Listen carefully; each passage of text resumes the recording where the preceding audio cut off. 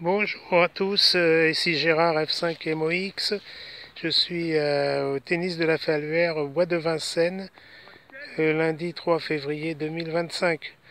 Alors, voici ma nouvelle antenne que je vais explorer, si l'on peut dire.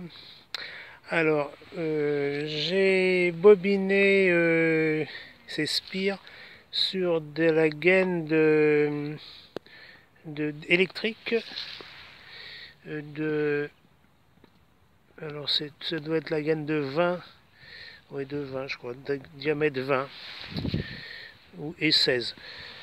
Voilà, parce que à chaque fois que je montais ma canne à pêche, il fallait que je bobine le fil et tout ça, ça prenait quand même 10 minutes.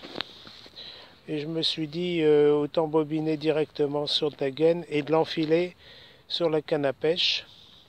Bon, c'est type long fil, hein, donc j'ai ma boîte de couplage. C'est pas une antenne accordée directement, hein. Donc c'est du long fil vertical. Enfin bon, on va voir.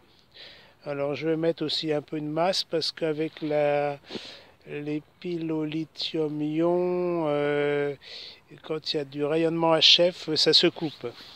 Donc il faut mettre une masse qui traîne sur la terre.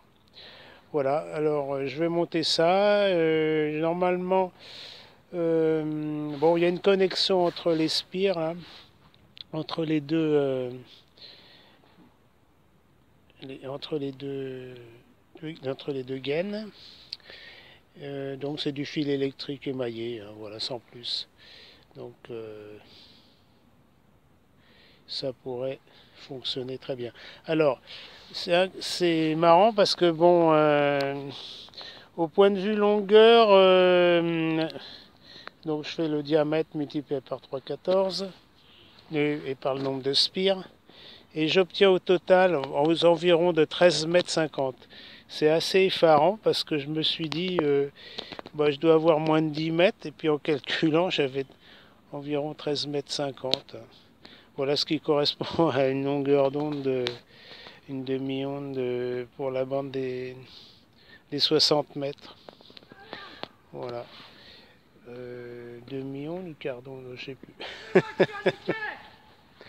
Alors voilà, donc je vais essayer un peu toutes les bandes et pour régler tout ça avec ma boîte de couplage. A tout de suite.